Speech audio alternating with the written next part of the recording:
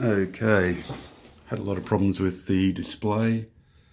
The first display that I've got up here doesn't work. Just goes to little squares and won't do anything else. And that was the original one I put in here.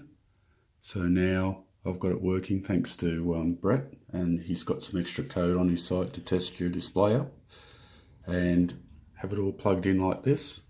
So you just got to use your pins to go to the main LED display, and then you just have to program the code. So the code is on his site, and yeah, it's done what it's meant to do. But now I found that this board here is absolutely shot and won't work. I've straightened the pins on that one. I might have to work a different way out to do it, but I don't think it was straightening the pins that caused it.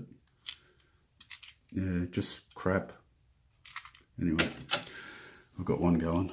It looks like it's been damaged at some stage. This one's pretty cleaned up, and if you look at that, it's got that mark in the middle. I don't know whether that caused it.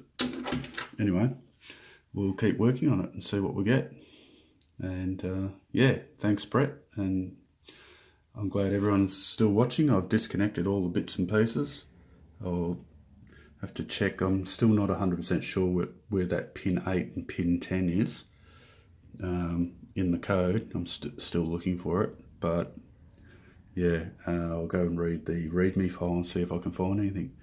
All right, have a lovely day, everyone, and please subscribe. Please like if you like this, and yeah, just so cool. I'll turn the display down now, but that's on the back. There's a little on the back here.